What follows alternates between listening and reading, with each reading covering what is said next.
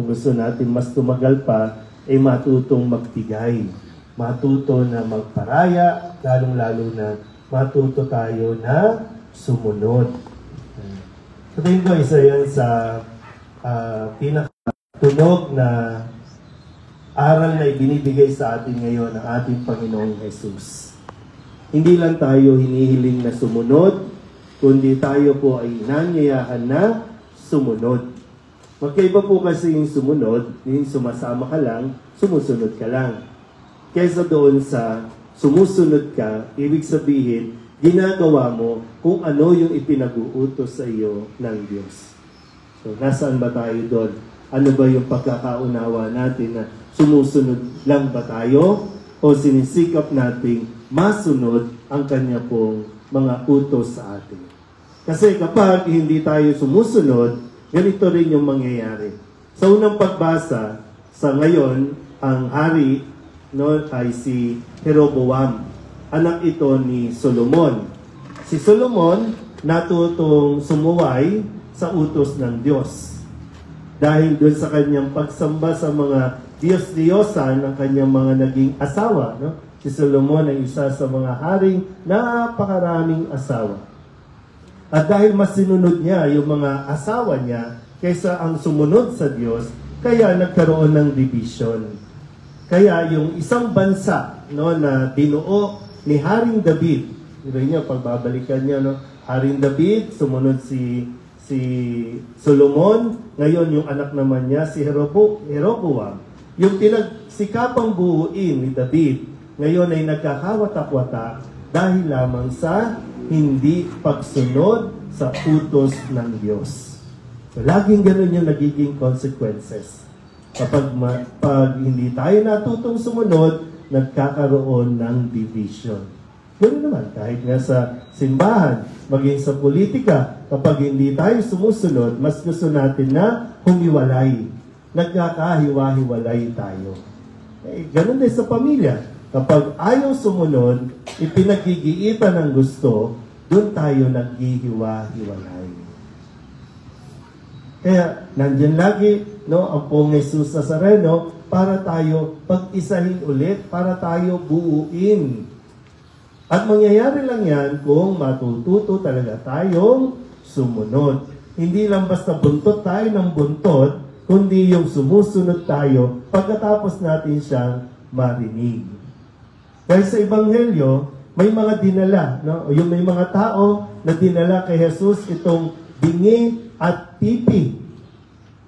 Ipinakiusap nila. Tandaan niyo po, yung mga pagkilos.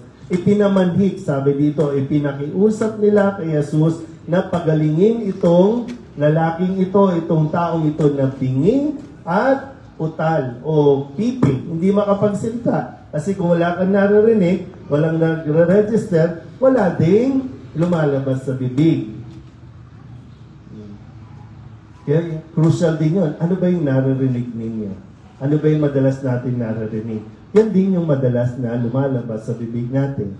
So kung walang naririnig, walang lalabas. Kung maraming naririnig, marami din sasabihin. Kasi maganda po ito, Pinamanhik o pinakiusap kay Jesus at dininig naman ni Jesus ang kanilang pakiusap. Sabi, ephata, ibig sabihin, mabuksan. At nakapagsalita na. Nakarinig na, nakapagsalita na yung pipi. So, nakinig si Jesus doon sa kanilang pakiusap. Ang pakiusap ni Jesus sa kanila, wag na wag ninyong ipamamalita ito. Pero nakinig ba yung mga tao? Hindi. Sabi dito, habang pinagbabawalan, lalo nilang ipinamamalita. So, hindi nakinig, hindi sumunod sa utos ni Jesus. Kadalasan, ganun na nagiging problema natin. Gusto natin, pakinggan tayo ng Diyos, pero tayo, ayaw nating makinig, kaya hindi natin nasusunod kung ano ang gusto ng Poong Nazareno na dapat nating ginagawa. So, kung may mga problema tayo, nangyayaring kaguluhan sa buhay natin, o pwedeng pag pinagnilayan natin, dahil lamang meron kang hindi sinusunod na ipinagagawa sa atin ng Diyos. Kadalasan lang, dahil malapit tayo sa Diyos, kasi akala natin, pinabayaan tayo ng Diyos. Pero, ang totoo, tayo ang nagpabaya kasi hindi natin pinakinggan, hindi natin sinunod at ginawa yung kanya pong sinasabi. Madalas lang, no, sa mga deboto ng Nazareno, madalas lang tayong lumahawak, lumalapit, hihiling tayo, at tapos noon, hindi na natin siya papakinggan. Gagawin na naman natin kung ano ang gusto natin. Naintindihan po ba? Sabihin nyo nga sa katabi ninyo, matuto kang sumunod. Matuto kang sumunod. Matuto kang sumunod. Lalo na sa atin, no? Na ilan sa atin dito may katungkulan, mayroong mga responsibilidad, no? Dapat nang gagaling una-una sa atin na marunong tayong sumunod sa Poong Nazareno upang maibigay natin yung halimbawa sa mga nasasakupan natin, sa mga sumusunod din sa atin, yung tamang pagsunod. Para mas maging maayos ang atin pong pamumuhay sa araw-araw. Amen? Amen. Magsitayo po ang lahat. Ang simbahan at ang kanyang mga miyembro at sa bawat panalangin ang ating itutugon. Panginoon, dinggin mo ang aming panalangin. Panginoon, dinggin mo ang aming panalangin. Ang simbahan at ang kanyang mga miyembro naway maging bukas sa mensahe ng pagpapagaling ng Ebanghelyo. Manalangin tayo. Panginoon, Tayo naway maging bukas ang mga tenga at puso sa hinaing ng ating kapwa. Manalangin tayo. Panginoon, dinggin mo ang aming panalangin. Atin nawang laging gamitin ang biyaya ng pagsasalita para ipahayag ang kaluwalhatian ng Diyos. Manalangin tayo. Panginoon, dinggin mo ang aming panalangin. Ang mga nag-aaruga sa mga bingi at mga pipi, naway mapalakas ang kanilang kalooban ng kabutihang loob ni Kristo. Manalangin tayo. Panginoon, dinggin mo ang aming panalangin. Ang mga pumanaw na ay mamahinga nawa sa kapayapaan at ang mga nalulumbay naway mabigyan ng kasiyahan. Manalangin tayo. Panginoon, dinggin mo ang aming panalangin.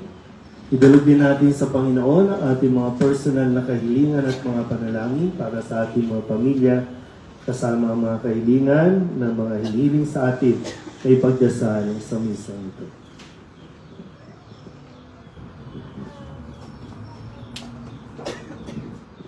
Ang lahat ng ito hinihiling namin sa ngalan ni Kristo, aming Panginoon. Amen. Maupo muna po.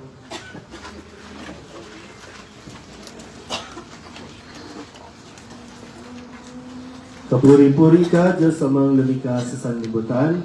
Sa iyong kagandahang loob, narito ang aming maiaalay mula sa lupa at bunga ng aming paggawa. Ang tinapay na ito para maging pagkain nagbibigay buhay. Ayun, nalaglag.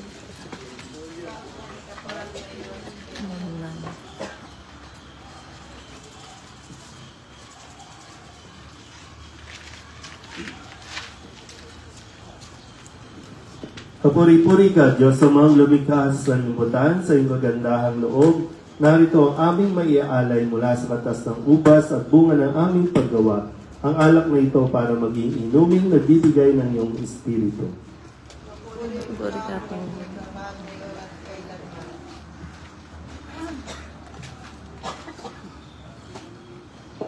Magsitayo ang lahat. Manalangin kayo mga kapatid upang paghahain natin ang kalugdan ng Diyos amang makapangyarihan.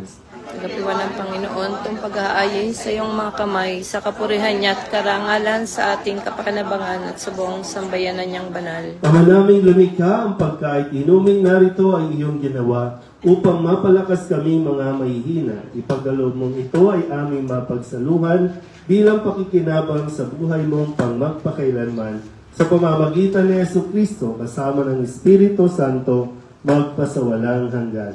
Amen. Sumainyo ang Panginoon. At sumainyo rin. Itaas sa Diyos ang inyong puso at diwa. Tinaas na namin sa Panginoon. Pasalamatan natin ang Panginoong ating Diyos. Marapat na siya'y pasalamatan. Ama naming makapangyarihan, tuning ang marapat na ikaw ay aming pasalamatan. Ikaw ang lumikha sa tanan. Ikaw ang nagtakdang magkaroon ng gabi at araw, gayon din ang tag-init at tag-ulan. Ikaw ang humukog sa tao bilang iyong kawangis na mapagkakatiwala ang mga siwa sa daigdig. Ikaw ngayon pinaglilingkuran sa pagganap sa pananagutan ng iyong pinagtitiwalaan sa pamamagitan ng anak mong mahal. Kaya kaysa ng mga anghel nagsisiawit ng papuri sa iyo na walang humpay sa kalangitan, kami nagbubuni sa iyong kadakilaan. Santo, Santo, Santo Panginoong Diyos, makapangyarihan. napupuno Napupuno ang langit at lupa ng kaluwalhatian mo, hosana sa kaitaasan. Pinagpalang na paririto sa ngalan ng Panginoon, hosana sa kaitaasan. Ama naming banal, ikaw ang bukal ng tanang kabanalan. Kaya't sa pamamagitan ng iyong Espiritu, gawin mong banal ang mga kaloob na ito upang para sa aming maging katawan at dugo ng aming Panginoong Hesus Kristo. Bago niya pinagtiis ang pusang loob na maging handog, hinawakan niya ang tinapay, pinasalamatan kaniya, pinaghati-hati niya iyon, iniabot sa kanyang mga alagad at sinabi, tanggapin ninyong lahat ito at kanin. Ito ang aking katawan na ihahandog para sa inyo.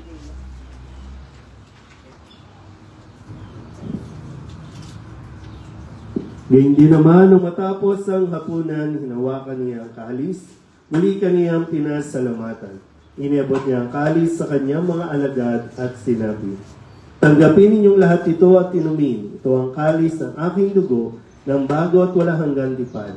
Ang aking dugo na ibubuhos para sa inyo at para sa lahat sa pagpapatawad ng mga kasalanan. Gawin niyo ito sa pag-alaala sa akin.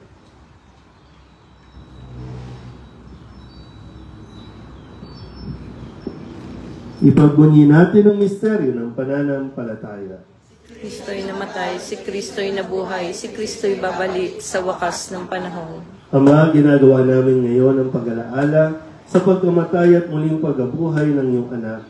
Kaya tiniaalay namin sa iyo ang tinapay na nagbibigay buhay at ang kalis na nagkakaloob ng kaligtasan. Kami napapasalamat dahil kami iyong minarapat na tumayo sa harap mo para maglingkod sa iyo. Isinasamo namin kami magsasalo-salo sa katawan at dugo ni Kristo ay mabuklod sa pagkakaisa sa pamamagitan ng Espiritu Santo. Ama, linapin mo ang iyong simbahang laganap sa buong daigdig. Puspusin mo kami sa pag-ibig kay San Francisco na aming Papa at ni Reynaldo na aming Obispo at ng Tanang Kaparian. Alalahanin mo rin ang mga kapatid namin na hinlay na may pag-asang sila'y muling mabubuhay, hindi ng lahat ng mga pumanaw. Tawaan mo sila at patuloyin sa iyong kaluwanagan. Tawaan mo at paginapating kaming lahat na makasalo sa iyong buhay na walang wakas. Kaysa na mahal na Birhen Maria na ina ng Diyos, ng kabiyak ng puso niyan sa San Jose. Kaysa ng mga apostol at ng lahat ng mga banal na namuhay dito sa daigdig na kalugod-lugod sa iyo. May pagdiwang nawa namin ang papupuri sa kararangal mo sa pamamagitan ng iyong anak na aming Panginoong Hesus Kristo.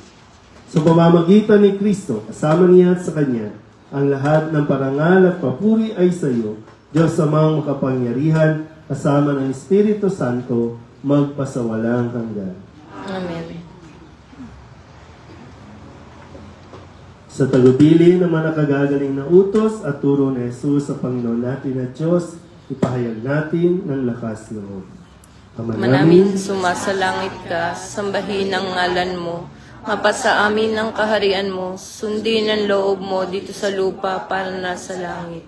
Bigyan mo kami ngayon ng aming kakanin sa araw-araw, at patawarin mo kami sa mga sala, para na ang pagpapatawad namin sa nagkakasala sa amin, at huwag mo kaming ipahintulot sa tukso at iadya mo kami sa lahat ng masama. Amen. Hinihiling namin kami iadya sa lahat ng masama, pagkalooban ng kapayapaan araw-araw, iligtas sa kasalanan at ilayo sa lahat ng kapahamakan. Samantalang aming pinananabikan ang dakilang araw ng pagpapahayag ng tagapagligtas naming si Jesu Kristo. Pagkat sa iyo ang kaharian, ang kapangyarihan at ang kapurihan magpakailanman. Amen. Panginoong Hesus Kristo, sinabi mo sa iyong mga apostol, kapayapaan ang iniiwan ko sa inyo, ang aking kapayapaan ang binibigay ko sa inyo. Tunghayan mo ang aming pananampalataya at huwag ang aming mga pagkakasala. Pagkalooban mo kami ng kapayapaan at pagkakaisa ayon sa iyong kalooban, kasama ng Espiritu Santo, magpasawalang hanggan. Amen. Ang kapayapaan ng Panginoon ay laging sumainyo. At sumainyo rin. Magbigayan po tayo ng kapayapaan sa isa't isa.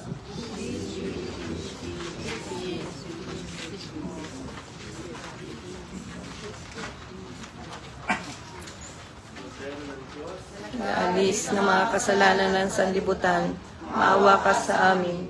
Poder ng Diyos na nag-aalis ng mga kasalanan ng sanlibutan, maawa ka sa amin. Poder ng Diyos na nag-aalis ng mga kasalanan ng sanlibutan, ipagkaloob mo sa amin ng kapayapaan. Ito ang kordero ng Diyos. Ito ang nag-aalis ng kasalanan ng sanlibutan. Mapalad ang mga inaanyayahan sa kanyang piging. Dapat magpatuloy sa iyo, ngunit sa isang salita mo lamang ay gagaling na ako. Katawan ni Kristo. Amen.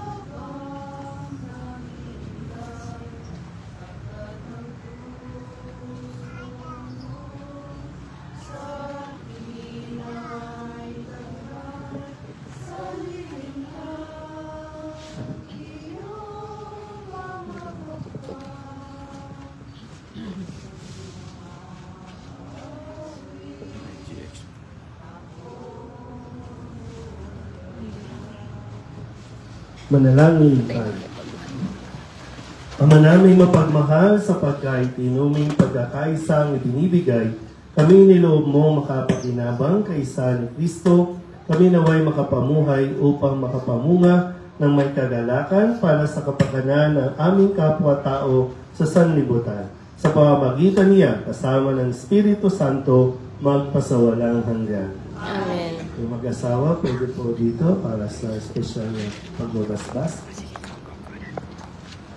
Mayroon pa bang nag-anniversary para sa buwang ito? Para isabay na natin. Wala. Sige po, pasabay.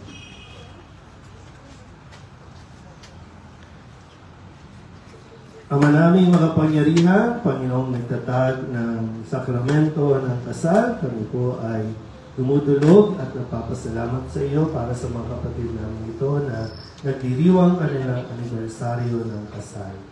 Hiniling po namin na sila po ay inyong patatagin sa kanila pong pagsasama, ilayo sa anumang kapahamakan, na itigid sa mga tukso na nagnanais na sumira sa kanila pong pagsasama. Gabayan niyo po sila, bigyan ng malawak na pang-unawa, bigyan sila ng mas matatag na pananalig, pag-ibig sa isa't isa upang kanila po maisabuhay bilang mga mag-asawa ang iyong mga utos at magsilbi sila halimbawa sa lahat ng mga tao na kanila po nakakasalamuha, lalo tigit para sa kanilang mga pamilya. Lahat ng ito iniling namin sa ngalan ni Kristo, aming Panginoon. Amen.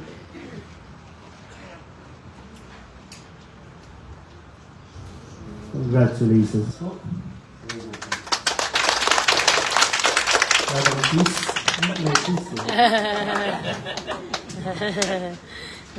Salamat po muli sa inyong pagdalo at pag-imbita upang makabahagi po sa inyong pagdiriwang ng 5 taon anibersaryo ni Senyor Mapagbigay. At nawa ay tanggapin ninyo ang biyaya na ibinibigay sa atin ng Panginoon, siksik, liglig at umaapaw, kaya kailangan tayong matutong maging responsable sa mga biyaya na Kanya pong pinagkakaloob sa atin. Sumayin niyo ang Panginoon at pagpalain kayo ng makapangyarihang Diyos, Ama at Anak, Espiritu Santo, tapos ang banal na misa, mayo tayo sa kapayapaan ni Kristo. Magandang hapon.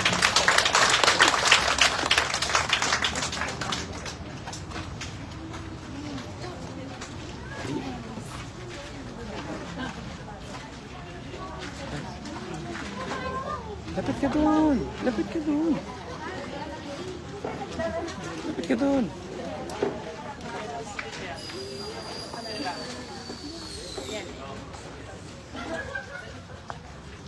Oh.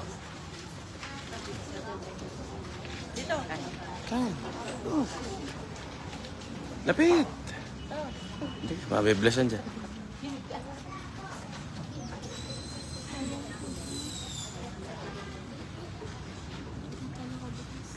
Hindi, buksan mo dito.